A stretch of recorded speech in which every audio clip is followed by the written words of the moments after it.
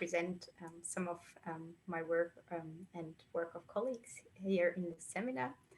So today I want to speak about the role of ice shelves for sea level rise from Antarctica. And I want to start a bit more, well, slightly theoretical, discussing ice shelf buttressing, then continue on to modeling ice-ocean interaction, and then taking a look at the most recent sea level projections from Antarctica. So for everyone who's not an Antarctic ice sheet modeler or who doesn't focus on um, Antarctica, an ice shelf is basically the floating extension of the Antarctic ice sheet. So this side cut here shows a typical situation where we have an ice sheet sitting on the bedrock, and the bedrock is below sea level, and the ice will flow from the continent towards the margins very slowly, like a viscous fluid. And then at some point, it will become so thin that it starts to float on top of the ocean. And this is a really important zone, which is called the grounding line or grounding zone. And then the floating ice is called an ice shelf. So ice shelves are in a way particularly vulnerable because they have a lower surface elevation and they're in contact with the ocean at their base. And to give you an idea where ice shelves are in Antarctica, these are all these dark gray areas shown here in this figure. So, for example, this is the Fichner-Ronja ice shelf, or down here, the Ross ice shelf has about the size of France. And there are many more smaller ice shelves in Antarctica. And also an important terminology is that I will be using is the distinction between West and East Antarctica. So West Antarctica is this part of Antarctica here in that region on the side of the Transantarctic Mountains, and East Antarctica is the ice sheet here on the other side. I want to start with a short view into the current evolution of Antarctica. So Antarctica has been losing mass and contributing to sea level rise over the past decades, as this compilation here shows, with the contribution of about 7.6 millimeters to global sea level rise between 1992 and 2017. And the Antarctic contribution has been increasing, so the share of or Antarctica makes now 10% of global sea level rise between 2006 and 2018. And this seems to be increasing at the moment. So where is Antarctica losing mass?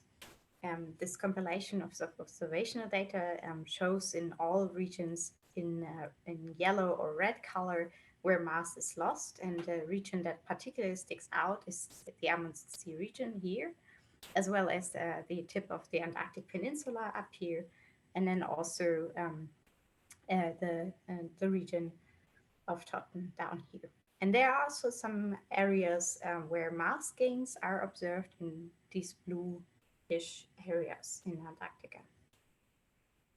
And that's actually an interesting process. So mass gains in Antarctica might actually be something that will be observed also in the future, because the atmosphere is rather cold. So surface warming through global warming will induce only a little more surface melting, and or not as much more surface melting as it will actually increase snowfall, just simply because a warmer atmosphere can hold more moisture, and then the Clausius-Clapeyron equation will yield or indicates that then the snowfall will increase by about 5% per degree of warming on a continental basis. And this has led to a hypothesis in the past that the Antarctic ice sheet might actually contribute negatively to sea level rise and the global warming. So because of the additional snowfall, the ice sheet would start to, or would store additional ice on top, and they're ready to a drop in sea level. However, and the study by Ricardo Winkelmann did show that simply because when the ice sheet thickens, you will have a faster ice flow. This will already compensate about 30 to 65% of this increase in snowfall over time due to the dynamic adjustments. And then if we look into the current state of Antarctica, we see that actually it's losing ice through the melting of the ocean.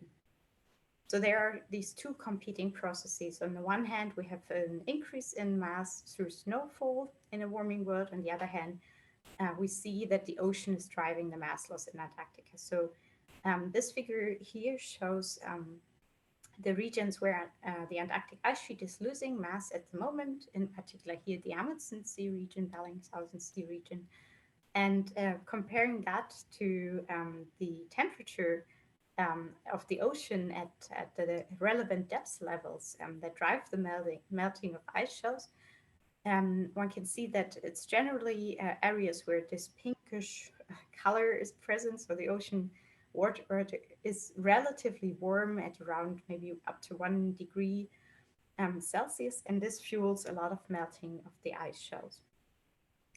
In contrast, there are cold regions, for example, the Weddell Sea up here, where temperatures are very close to the local freezing point. So how does this melting of the ice shelves affect sea level rise? This can be understood, or this is generally discussed in terms of ice shelf buttressing. So an ice shelf, as I said, is a floating extension of the ice sheet. And because the ice shelf itself is already floating, it will contribute only marginally to sea level rise when it melts. So melting of the ice shelves does not make a big contribution, just a small one because of the cooling and dilution of the ocean waters. However, ice shelves have an important indirect effect, and it's the so-called buttressing. So usually ice shelves will be or the ice in an ice shelf will be squeezed through an abatement or with lateral confinements, or might ground locally at ice rises or so-called pinning points. And these contact points will increase or create a backstress at the grounding line, and the ice shelf will be pushing back at the grounding line, and that's the so-called buttressing effect. And so the ice shelf will be pushing back at the grounding line, and this will then reduce the ice flow in the interior. So this is kind of an indirect effect. And now when the ice shelf is thinning or changing or breaking apart or whatever, losing mass, and there is less connection at the margins or less connection to pinning points, then this backstress will be reduced, and the reduction in buttressing then will lead to less of a pushback at the grounded ice flow, and then the grounded flow in the interior will increase, and this then leads to sea level rise. So this is a double indirect effect in a way, this ice shelf buttressing. And this has also been seen here in this older video, which shows the Amundsen Sea region and how it has changed between the 1990s and 2000s. So the ice flow is shown here for different glaciers and how it accelerated due to this buttressing loss on the grounded parts. And together with this increase in ice flow, then the surface elevation begins to lower because more ice is dumped into the ocean, and this propagates slowly inland, as is shown here.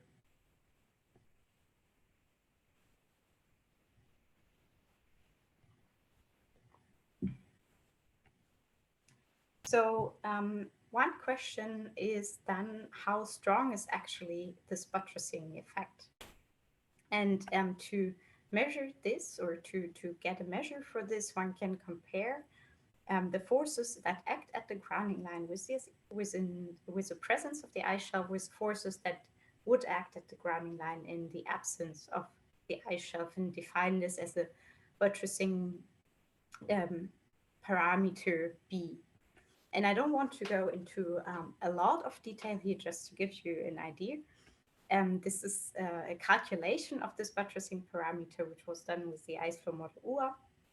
And it starts, or the scale here shows the buttressing along the grounding lines of one exemplary ice shelf, the Fechner-Ronja ice shelf. And the scale starts already at medium buttressing. So a number of 1 would mean no buttressing, but most regions already start at zero point 0.4 and then go into regions with even stronger buttressing.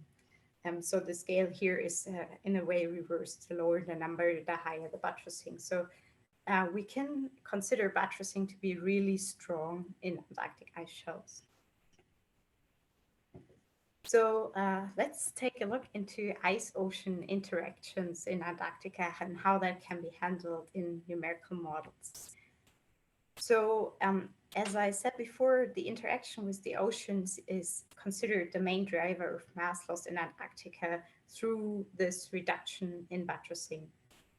And generally, ice shelf cavities, so the space underneath the ice shelves, can be classified into two categories. So one are the warm cavities, where we have this relatively warm ocean water reaching underneath the ice shelves. And then there are the colder cavities, where the water is close to the local freezing point.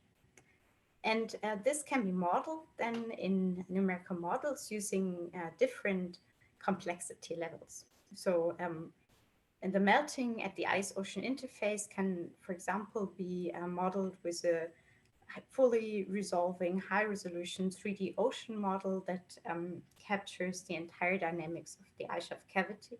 But that's, of course, a rather numerically costly approach. And so in ice sheet models, often also very simple parameterizations are used that are so-called depth-dependent parameterization, which just take into account that the melting is a function of the local pressure melting point, which changes with depth.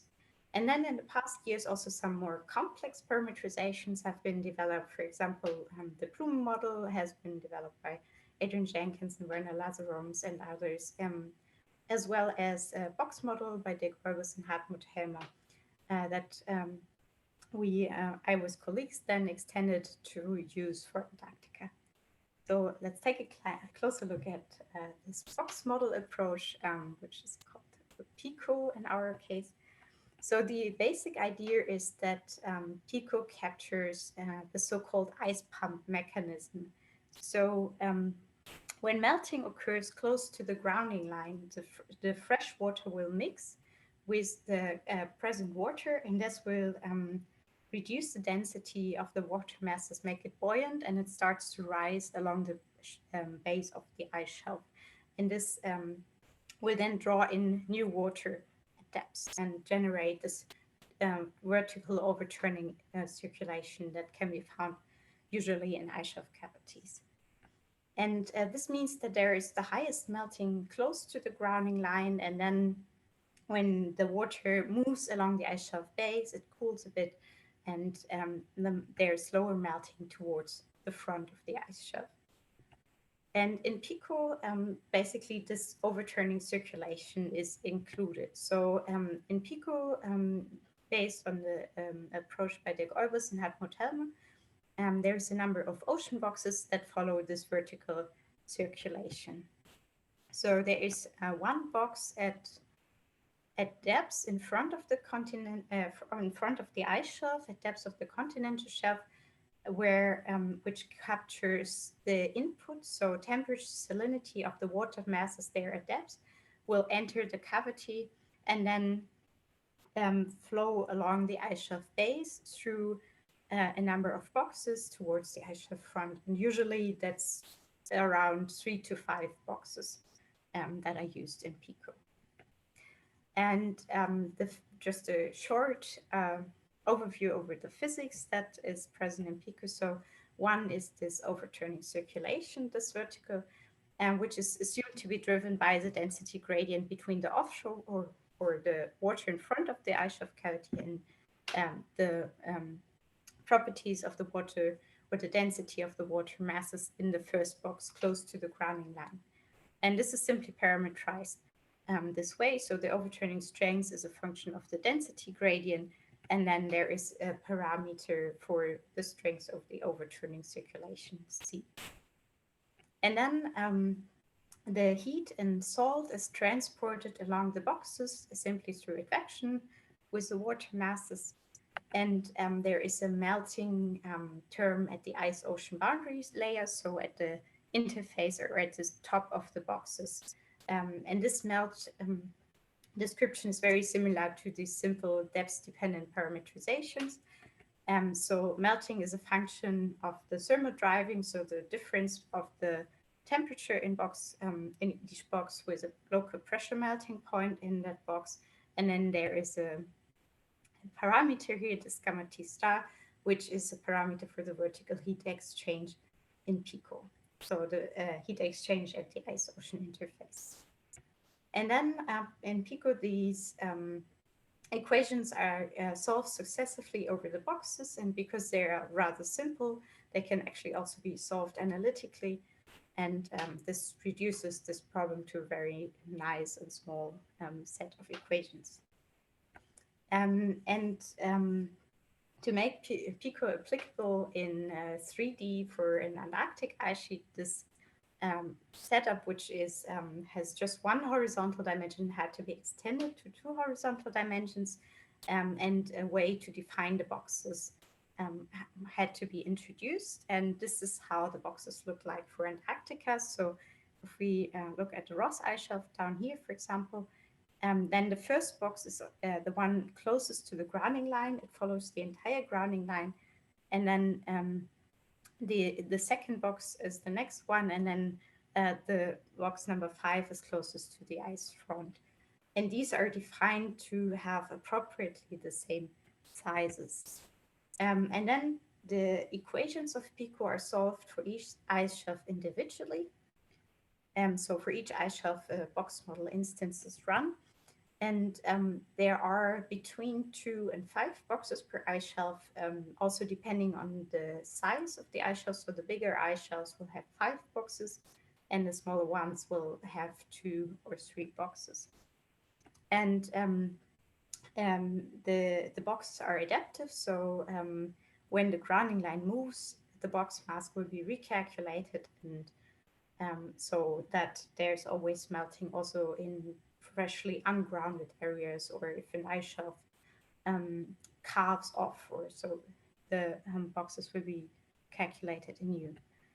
And this means, because this is rather coarse, of course, it's just 5 boxes for one ice shelf, that each PICO box will communicate with a number of ice sheet model cells that are usually at much higher resolution.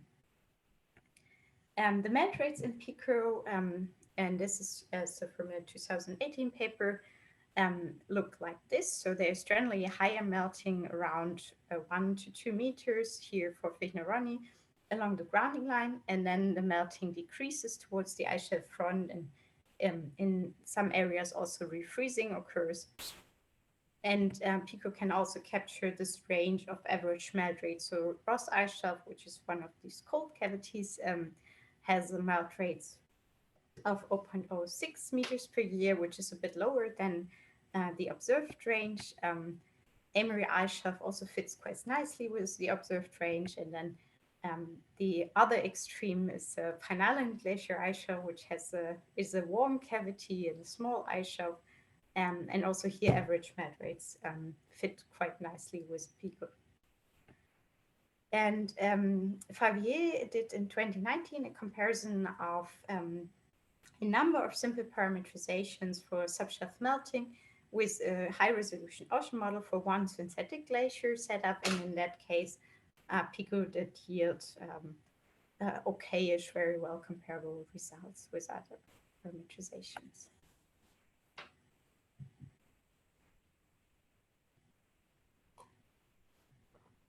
So now let's take a look into future projections from the Antarctic Ice Sheet.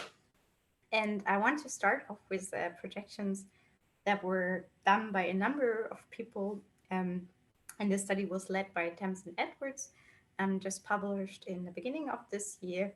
And this work is based on really a number of model simulations from 3 different model intercomparison projects. So um, Thames and Edwards did use statistical emulation from all these intercomparison projects, which were ISMIP6 for Antarctica, ISMIP6 for Greenland, as well as the glacier MIP, and combined all this into a projection of the land ice contribution to sea level over the next 85 years until 2100, starting in 2050. And I want to focus on 2 things, which I think are really interesting in these projections. So one is the inclusion of a so-called risk-averse scenario. So if you look here, these are the uncertainty ranges given for the main projections for a number of different SSP scenarios. So the SSP 1, 2.6 being about or a lower range scenario, and then the SSP 5.8.5 compares about to the RCP 8.5, so a very strong warming scenario, and this corresponds then also to higher sea level projections for this time. However, there is a second set of sea level projections, which is called risk averse for Antarctica, just because it was found that the uncertainty range in Antarctic projection is so wide that using the most pessimistic assumption for Antarctica would yield much higher projections, as you can see here. So they shift really the median and the percentiles a lot. And these uncertainties were related to a wide range in the atmosphere and ocean temperature changes projected by climate models, sensitivity in ocean forcing, but also in the model parameters and parameterization choices. I want to go a bit more into that as the next step.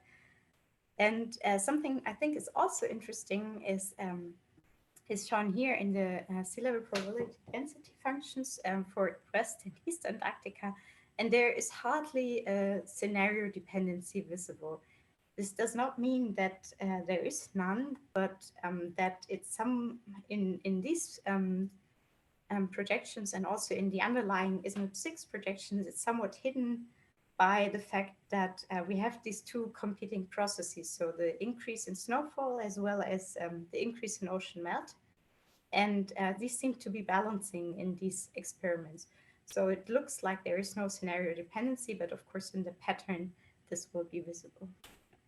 And none of these models did include the ice cliff failure mechanism by Rob DeConto and Dave Pollard, which might add more sea level.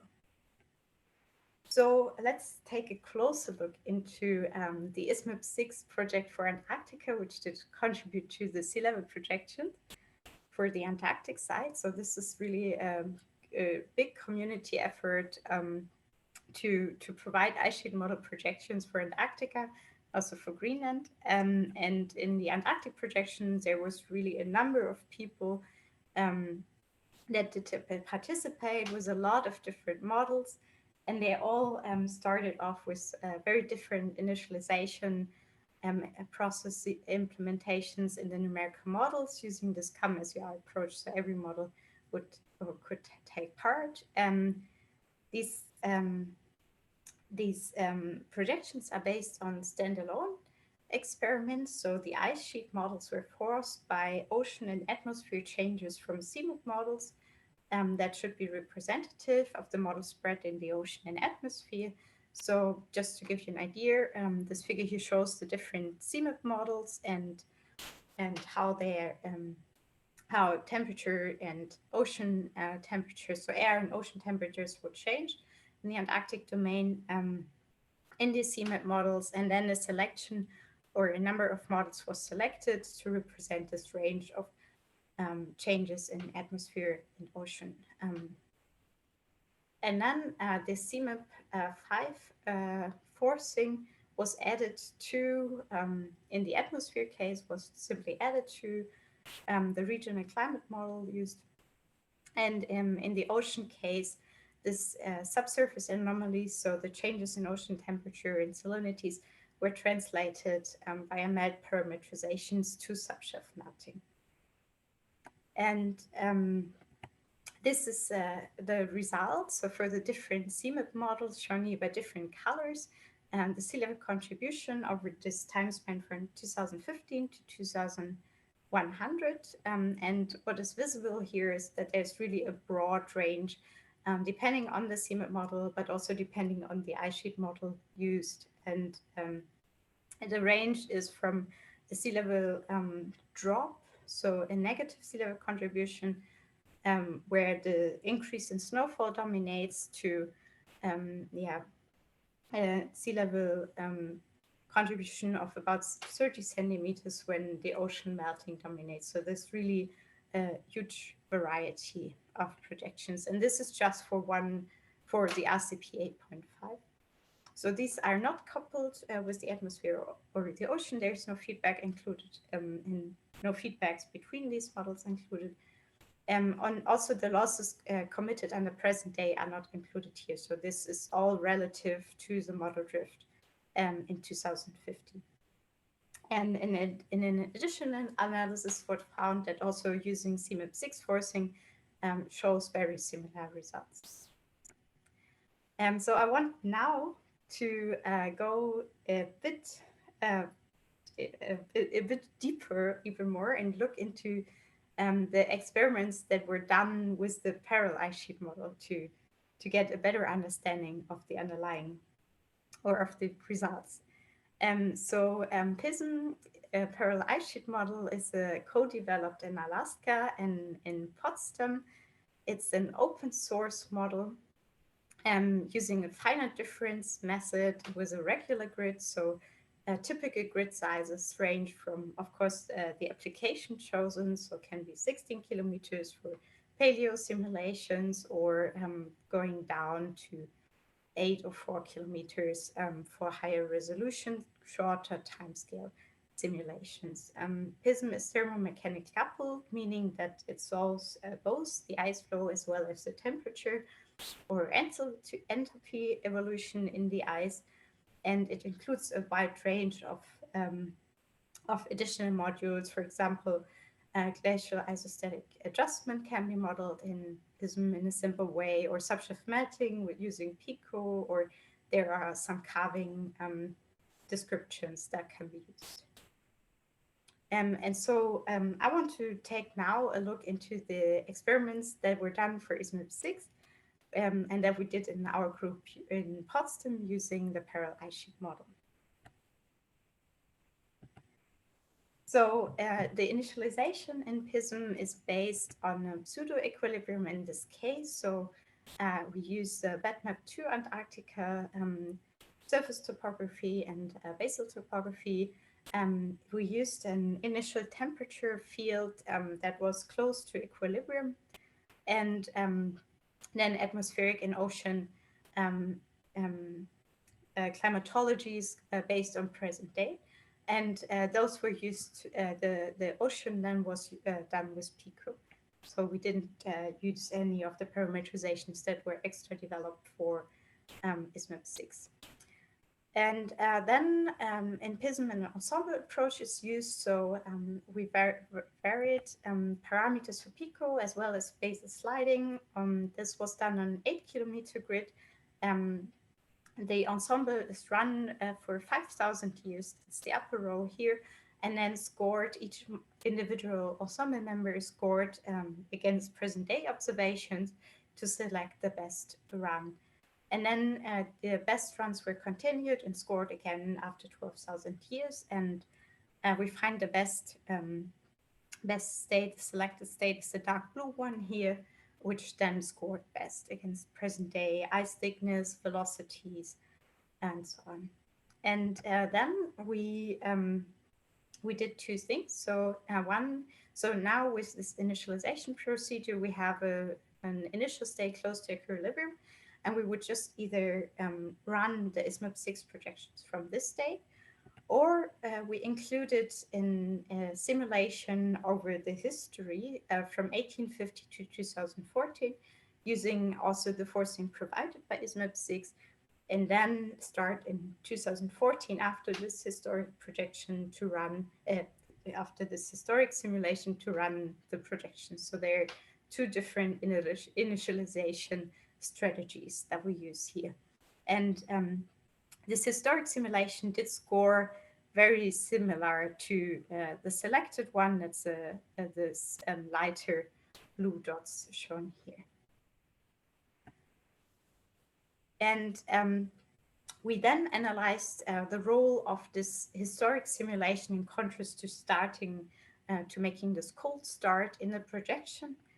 And just to give you an idea, the mass loss over this historic simulation with PISM is in total a little less than half a centimeter over the entire time span. And in particular, mass loss is a bit lower than what we observe today. The pattern of mass loss is comparable in the Amundsen region, but then we find also some mass gains in some regions and mass losses for the bigger ice shelf, which is not fitting with observations. So this can come from some inconsistencies of the forcing data, probably with the observations. And then we tested, or we ran forward the projections and compared the mass losses we found. So this is for the different CMIP5 forcings. And what clearly stands out is that using or following up the projections after this historic simulation would increase mass loss by up to 50% in our projections. So when starting after historic simulation, probably the initial state would already be kicked out of its equilibrium, going on the trajectory towards mass loss. And this meant that the same forcing could yield higher response. If the sea level contribution is much larger, this was more pronounced. So overall, and that's the second point I want to focus on, the sea level contribution in these simulations is at the order of maximum 4 centimeters. And I want to discuss this now. And this is the second analysis we looked into in a paper that was published last year, and which was focusing on the role of the ocean forcing in particular. And to understand this, we compared to two model intercomparison projects. So one is the ISMAP6 that I already mentioned before, and the other one is LAMIP2. So now we have another model intercomparison project, sorry for that. But so LAMIP stands for Linear Response Model Intercomparison Project 2, and is run by Anders Levermann. And just to give you an idea of the similarities and differences between the two, they had a very similar set of models taking part in both experiments. LAMIP is in a way simpler to apply for ice sheet models because it does not use CMIP forcing directly, but it uses linear response function theory to emulate or to build emulators from simple step forcing experiments as a model. So ocean, or even not ocean temperatures, but basal melting would be increased by, for example, a constant value of 8 meters per year. And this can then be used to derive linear response functions. And with these, then any potential ocean forcing can be used to make projections. Also, an important difference is LAMIP considers only ocean forcing, so the snowfall effect is eliminated in this case. And so in the following, all experiments are based only on ocean forcing. Also, the ISMAP6 experiments only take the ocean forcing into account. And then the ocean forcing in LAMIP is translated very differently into melting. So in ISMAP6, these parameterizations that I mentioned before are used, to, for example, PICO, to calculate from ocean temperature changes, changes in subshelf melting. In LARMIP, a scaling factor is used to transfer ocean changes into subshelf melt changes.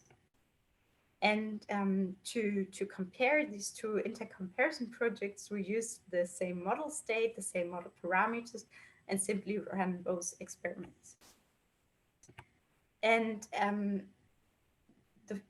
just to give you an idea, so in both intercomparison projects, the model results we have are close to the median in both cases, and to the median of the different model results. But still, our projections in ISMIP6 are much smaller than LARMIP2. So this is a comparison of the projections for RCP 8.5. And the ISMIP6 projections are down here at the order of a maximum of about 4 centimeters, whereas the range that we found with LARMIP with this response function approach had a median that's much higher, and a very likely range that goes up to 58 centimeters. And this fits also with the LARMIP2 range found in for the RCP 8.5 projections. So the big question is, where comes this difference from?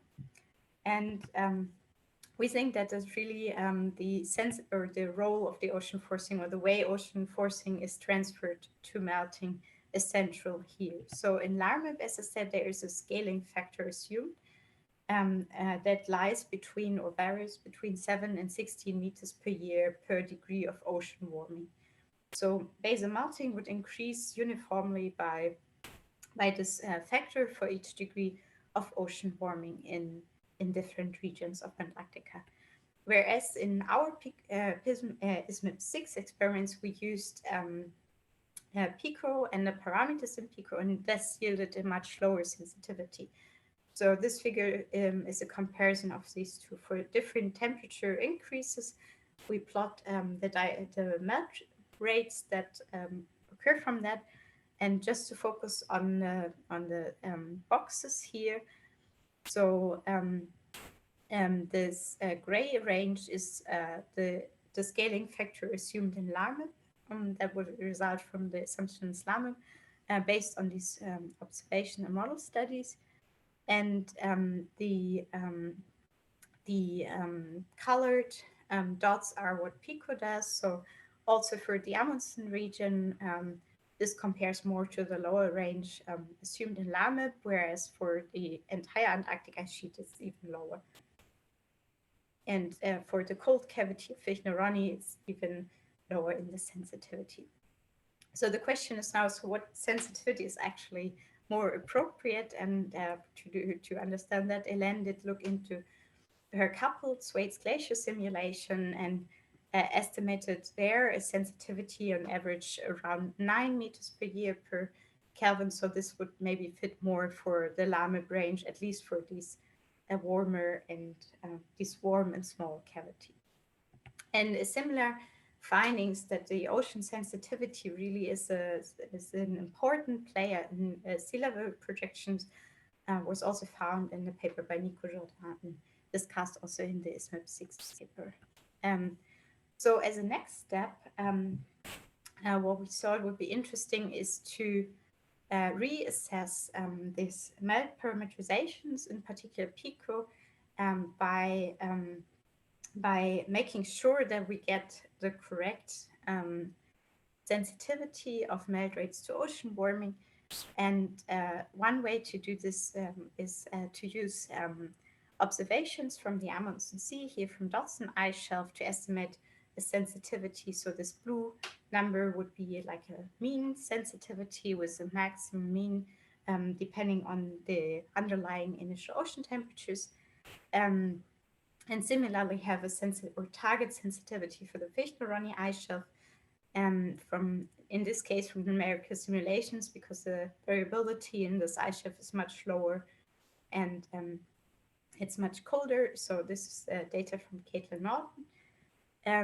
And we can see that there is a difference in the sensitivities between the two. And so it's interesting to see, okay, how does this affect the future projections? So this is a parameter selection. I don't want to go into all details here.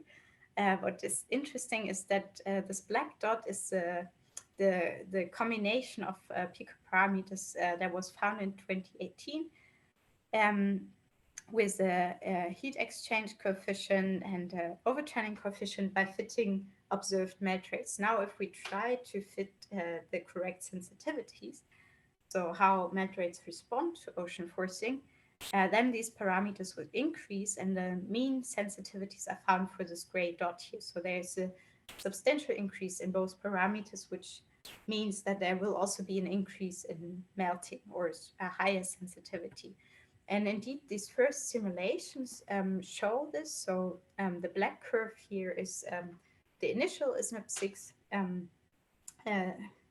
contribution that we submitted, and then just changing the parameters of PICO to fit with the sensitivities I showed previously would mean that we end up with this gray curve as projections, where the best parameters lead to roughly a factor of 3 in mass loss. So to conclude, this was a short overview over the role of ice shelves for Antarctica sea level projection, and they are important because of their buttressing effect. And the buttressing effect and increased snowfall are competing. Increased snowfall might lead to an overall gain in mass, whereas ocean melting and the loss of buttressing leads to a mass loss in Antarctica. And we dived a bit into the role of the historic forcing. So the trajectory of the ice sheet might play or might be important in including in future projections, as well as we saw that the way ocean forcing is translated into subshelf melting is of great importance. And with that, I want to thank you for your attention, and I'm looking forward to discuss this. Thanks, Ronja. That was a fascinating talk. Do we have any questions from the group? There's some clapping. Liz is clapping, and so is Ruthie. I should get some canned applause, perhaps. So you know, at the end. Do we have any questions?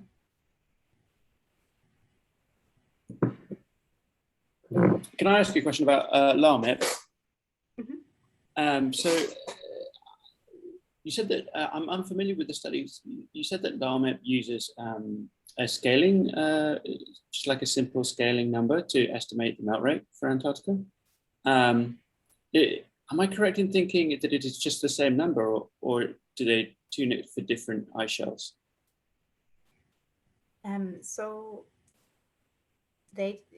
So in LARMIP there's a number of regions of Antarctica. So I think there is the Antarctic Peninsula, then Weddell Sea, Ross Sea. I'm not 100% sure, but there are, I think, 4 or 5 regions, and the parameters are then, or the scaling parameters are used for the entire regions, and they're varied between these, I think, 7 and 60 meters per year per Kelvin.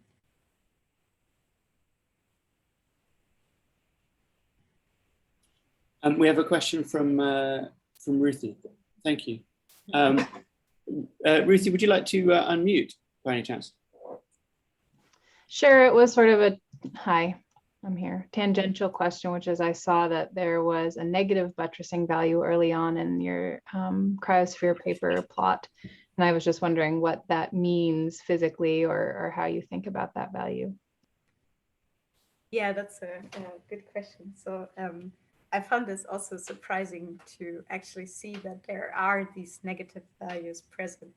And this means that the buttressing is really strong. So some people would call that maybe over buttressing in a way. And this means that if you look at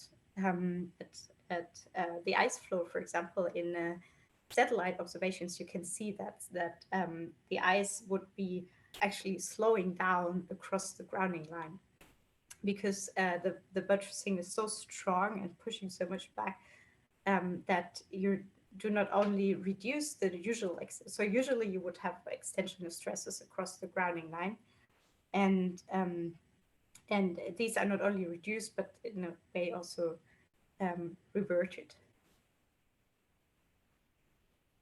So this means in a way that the buttressing is super strong in that places. You can see that from the satellite imagery. Are there signature like ice bulging kind of morphological features? If we go back to the slide, that's a bit going back. Oh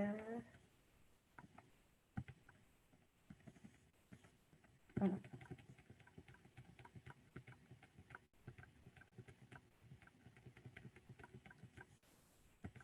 Okay, now here we are. So this underlying grayish map here shows ice velocities, and that's I think it's the observed velocities or the modeled ones, but they're really close to the observed ones. And one can't see it very good in the paper. There's also a figure with a zoom in. One can't see it so good, but indeed, if you look at, for example, Institute ice stream, you have a rather straight grounding line here, and you can see how the ice is slowed down across the grounding line. And my suspicion is that it's because of the ice rumples down here, which provides so much buttressing that it's pushing towards it. I didn't look into the morphology. I think that would be a really interesting thing to look into. I realized after I asked the question that I misunderstood the plot. I thought the negative values were saying that there was negative buttressing. And what does that mean? But now I see that that is the strong buttressing that the ice sheets are providing. So I'm glad I asked because I learned some more, but thank you.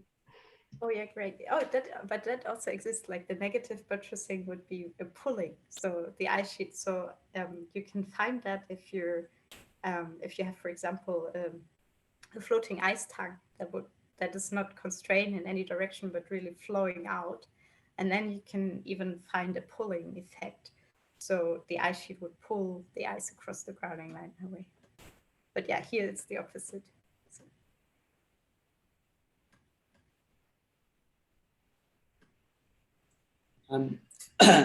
Thanks, Ruthie. There's a question from Liz in the chat. Liz, would you like to unmute by chance?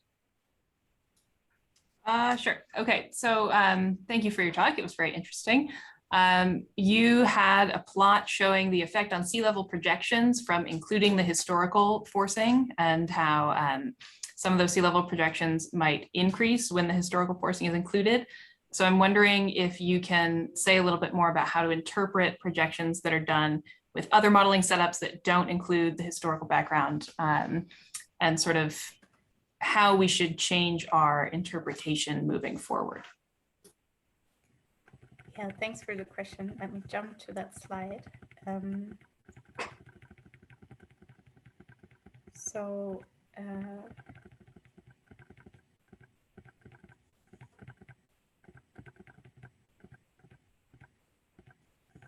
Yeah, so this is the figure.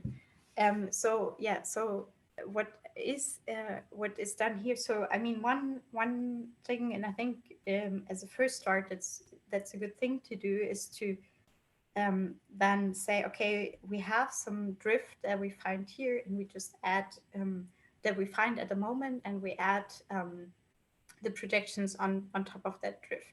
And what we found here is that actually you might make a small mistake, in particular in this case where the mass loss overall wasn't so big. So we saw this increase in about 50% in the projections in this case. And this is all relative to a control simulation. So the drift from 2015 is subtracted in both cases.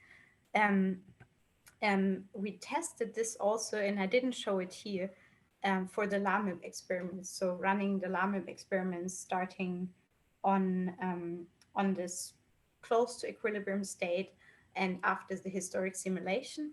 And in the LAMEP experiments, the overall mass loss was much higher. This meant that also this effect was a bit less pronounced. So we found an increase between 5 and 7% in that case. So I would say that this effect is visible, and it means that, well, there's even more uncertainty in a way in the projections we have. However, the stronger the signal itself is, or the forcing, the less strong this effect might become. So I think it would be interesting to investigate this actually further. We thought, or yeah, what we could imagine is that because that this is also because when you're close to equilibrium, it takes some time to kind of kick the ice sheet out of its state. And this is what the historic simulation did, and this meant that we found this stronger response in a way. So moving on from that, I think it would be great to add or to compare or see how well can our models actually do on a historic, and then to include that into projections to going into the future. Great, thank you.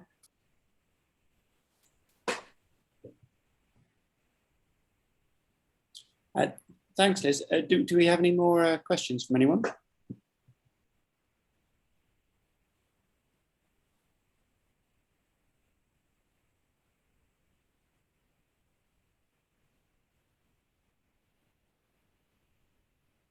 Silence. I'll give it another minute. Maybe someone is scrambling to unmute a microphone.